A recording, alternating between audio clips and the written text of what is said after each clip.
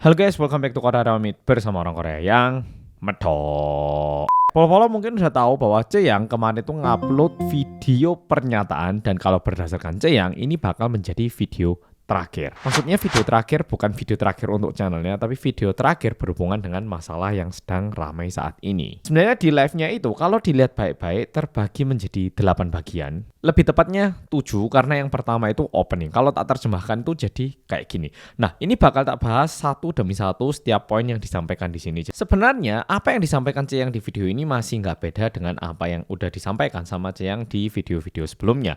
Tapi yang aku rasa adalah dia itu pengen lebih membuktikan lagi bahwa selama 4 tahun terakhir dia itu nggak punya kekuatan untuk membela dirinya sendiri sehingga semua ini terjadi. Karena pada awalnya hingga saat ini juga lebih banyak orang yang dukung Ceyang. Tapi di satu sisi ada juga orang yang mempertanyakan, bisa jadi Ceyang itu emang orangnya kayak gitu. Dan juga mereka itu tanya kayak gini, Mana ada orang itu mau dipukulin dan uangnya diambil selama 4 tahun dan terus bersama dengan orang itu. Mana ada orang bodoh seperti itu. ada juga orang yang bilang seperti itu. Dan ada juga pihak-pihak yang bilang, Mungkin dulunya itu Ceyang emang kerja di tempat itu, sekarang udah tenar, udah gitu karena mantannya udah meninggal, nggak ada lagi orang yang tahu kebenarannya, sehingga dia bisa menutupi alias main victim playing. tapi di video kali ini yang disampaikan Ceyang di dalam videonya itu lebih mengarah ke membantah apa yang disampaikan dari channel Garo Sero Yonguso. Dan lagi-lagi Ceyang itu pengen meluruskan pendapatnya. Jadi langsung kita mulai dari poin pertama.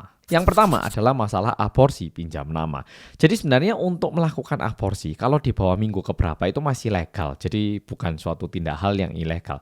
Tapi yang menjadi masalah adalah katanya Ceyang ini melakukan aborsi dengan cara pinjam nama.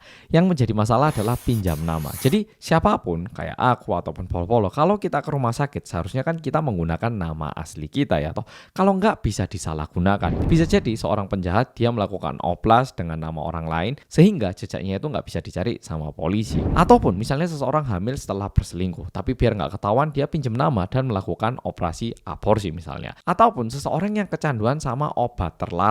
Tapi kalau dokter kan ada wewenang untuk memberikan obat terlarang dalam dosis tertentu ya toh. Tapi kalau misalnya seseorang itu kecanduan terus dia itu ke dokter setiap kali menggunakan nama yang berbeda untuk mendapatkan obat terlarang, nggak boleh juga ya toh. Sehingga ketika seseorang itu pergi ke rumah sakit ataupun berkunjung kepada dokter itu harus menggunakan nama aslinya. Dan Ceyang itu mengakui bahwa dirinya itu memang menjalani operasi aborsi. Namun masalah pinjam nama dia sendiri bilang kalau dia itu nggak yakin apakah dia itu pinjam nama atau tidak. Tapi yang pasti dia itu siap untuk menerima hukuman kalau misal operasi yang dia lakukan pada waktu itu tidak menggunakan nama aslinya. Jadi kalau berdasarkan Ceyang, waktu itu memang dia hamil. Dan untuk melakukan proses aborsi ini, dia kan harus ke rumah sakit.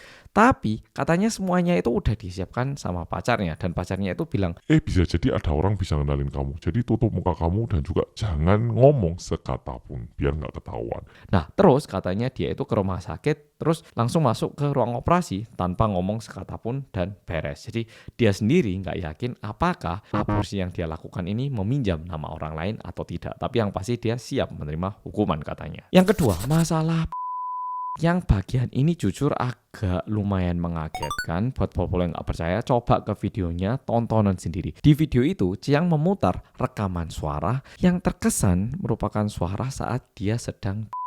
Jadi di bagian audionya itu Ceyang terus bilang kayak sakit, jangan, please berhenti, kayak gitu. Setelah itu dia menghentikan audionya mungkin karena kurang pantas juga. Tapi kalau misalnya dia nggak nunjukkan apa-apa orang-orang nggak bisa percaya toh. Sehingga dia lanjutkan dengan cara menampilkan dokumen resmi yang tertulis. Jadi suara rekamannya ini itu dibawa ke notaris lalu sama notaris itu ditulis dengan resmi. Alias ini udah menjadi dokumen resmi yang mewakili rekaman suara itu. Nah itu karena bahasa Korea semua. Kalau dibaca cowoknya itu memaksa Ceyang untuk melakukan hubungan dan juga dia itu terus-menerus mengancam. Ini tak tembak di dalam loh sampai kamu hamil. Ini bakal tak tembak terus malam ini sampai kamu benar-benar mengandung. Nah ada konteks seperti itu. Tentunya bagian ini juga ditunjukkan sama Ceyang dengan tujuan dia itu melakukan aborsi karena kehamilan yang terjadi itu bukan kehamilan yang dia inginkan, melainkan karena. Dan juga Ceyang menyampaikan bahwa dia itu bahkan setelah putus dengan pacarnya. Nah, bagian ketiga adalah pemukulan dan kekerasan. Jadi di sini cukup banyak orang-orang yang mempertanyakan sebenarnya, mana ada orang mau dipukuli selama 4 tahun udah gitu dan uangnya diambilin, padahal kamu itu terkenal itu.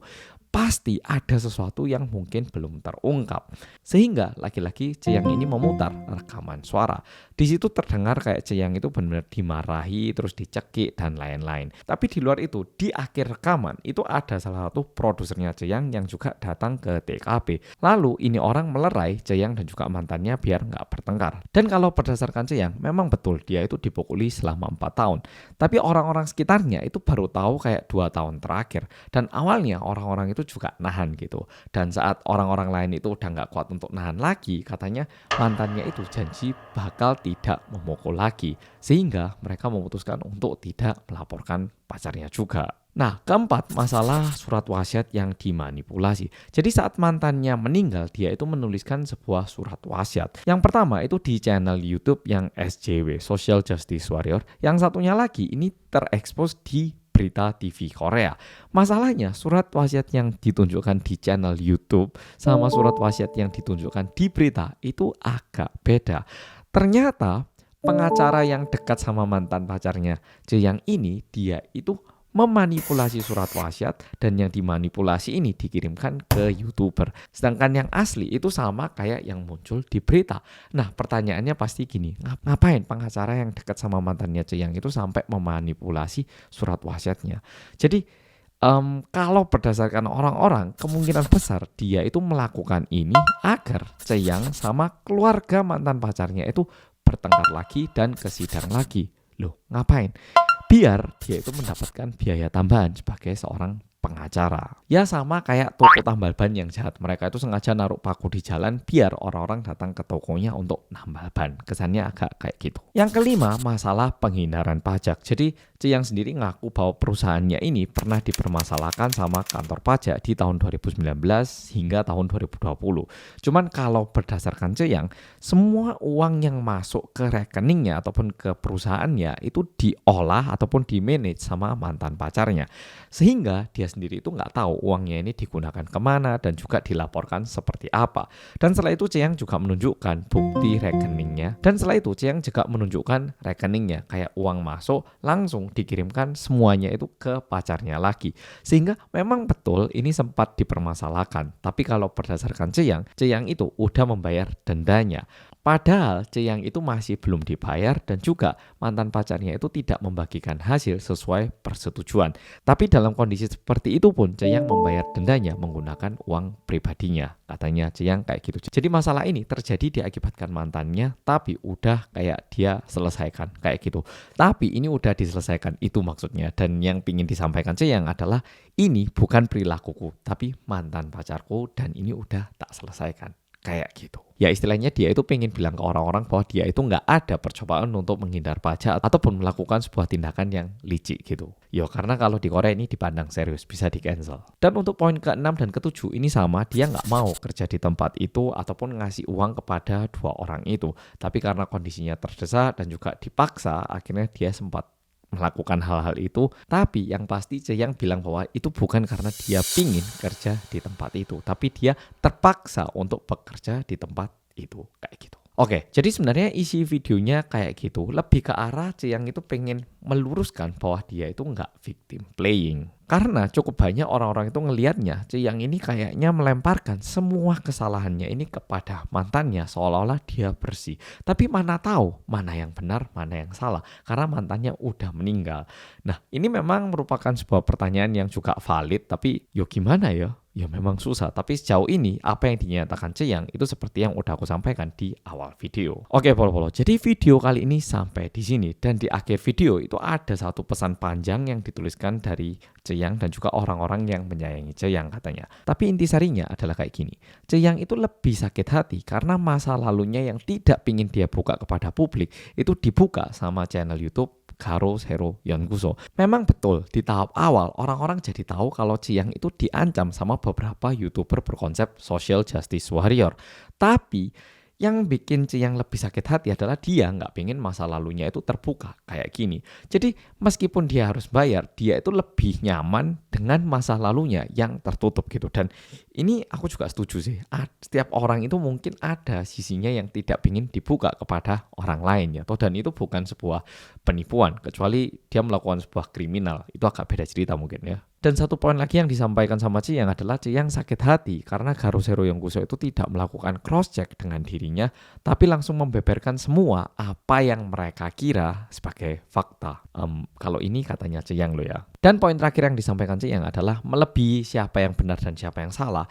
Rasa sakit yang dirasakan Ceyang karena masa lalunya terbuka adalah suatu rasa sakit terbesar yang dia miliki katanya. Yap, oke polo-polo, video kali ini sampai di sini, dan tentunya karena ini merupakan video terakhir dari Ceyang juga, harusnya ini juga menjadi video terakhir dari aku menyampaikan masalah keramaian tentang Ceyang ini. Buat polo-polo yang masih nggak paham, please tonton part 1 dan part 2 dulu Rek, karena agak kompleks. Oke, makasih udah nonton video kali ini dan sampai jumpa di video berikutnya.